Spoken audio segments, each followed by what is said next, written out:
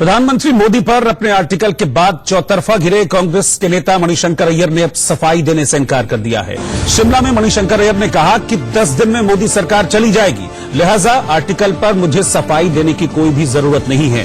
आपको बता दें कि 2017 में जब गुजरात विधानसभा चुनाव चल रहे थे तो दिसंबर में बयान दिया था मणिशंकर अय्यर ने और प्रधानमंत्री मोदी के लिए नीच शब्द का इस्तेमाल किया था। हालांकि उस वक्त मणिशंकर अय्यर ने माफी मांग ली थी, लेकिन अब एक आर्टिकल लिखा है मणिशंकर अय्यर ने और उसमें वो कहते हैं कि क्या मैं ठीक नहीं था, क्या मैंने 2017 में जो भविष्यवाणी की थी वो ठीक नहीं थी।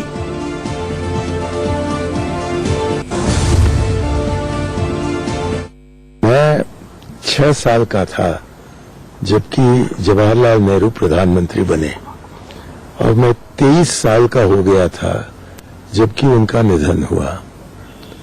तो मैं पला हूं उस माहौल में, उस राजनीतिक माहौल में, और जो राजनीतिक भाषा है उसको मैंने उस जमाने में सीखा था और कोई तुलना नहीं किया जा सकता है जवाहरलाल नेहरू के जमाने में और आज के जो सरकार है उन्होंने जो माहौल बनाया है, कोई तुलना नहीं हो सकता है।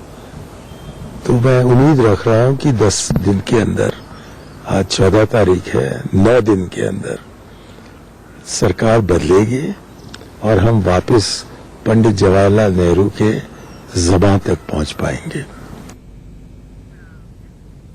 और मणिशंकर अय्यर के इस लेख के बाद बीजेपी नेता मुख्तार अब्बास नकवी से बात की है हमारे संवाददाता मनोहर केसरी ने। हमारे साथ बातचीत करने के लिए केंद्रीय मंत्री मुख्तार अब्बास नकवी मौजूद हैं, इनसे बात करते हैं। सर, मणिशंकर अय्यर ने दोबारा एक आर्टिकल में कहा है कि हमने 2017 में नरेंद्र मोदी को जो नीच आदमी कहा था, वो तमाम जो अभी रैलियां हुई है मोदी की, उनमें उन्होंने जो भाषणबाजी की है उससे साफ सही साबित होती है। देखिए, गाली के मवालियों की महफिल है कांग्रेस पार्टी, तो कांग्रेस पार्टी जो गाली के मवालियों की महफिल है उसमें एक से एक गाली का मवाली दिखाई पड़ता है।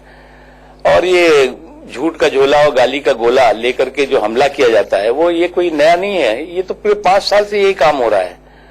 5 साल से इसी काम में ये लोग लगे हुए थे। लेकिन जितना भी उन्होंने प्रधानमंत्री जी को गाली दी, जितने भी उनके ऊपर झूठे और अनर्गल आरोप लगाए, उतना ही जनता ने उन्हें प्यार दिया है।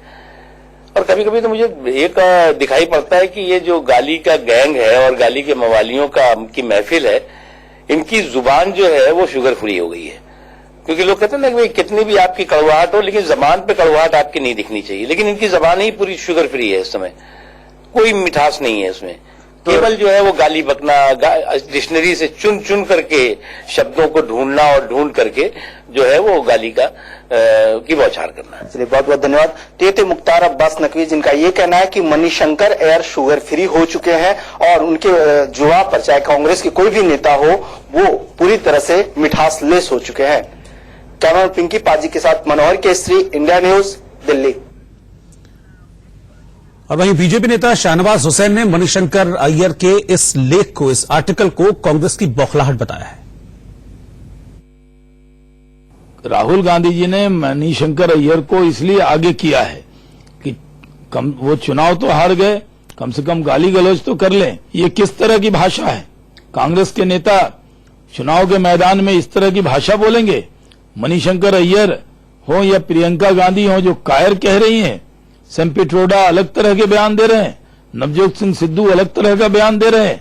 कांग्रेस को गाली गलौज में यकीन है, उसको लोकतंत्र में यकीन नहीं है, न लोकतांत्रिक प्रणाली में यकीन है।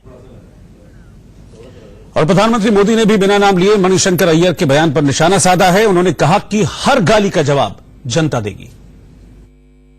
बसपा हो, कांग्रेस हो, ये सारे एक ही काम में जुट गए हैं, मोदी को गाली दो, गाली दो, गाली दो। ऐसा कोई दिन नहीं है जब मोदी के लिए उनके मुंह से गाली नहीं निकलती है। ये 6 चरणों के चुनाव के बाद के माहौल की बौखलाहट है। हार की हताशा साफ साफ दिख रही है।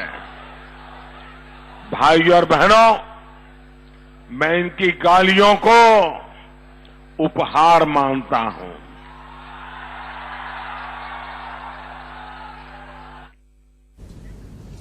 तो मणिशंकर अय्यर के साथ साथ पूरे विपक्ष को भी प्रधानमंत्री मोदी ने निशाने पर रखा है और कहा कि पूरा विपक्ष मुझे गाली देने में लगा है, लेकिन इसका जवाब उन्हें जरूर मिलेगा। एक छोटे से ब्रेक के लिए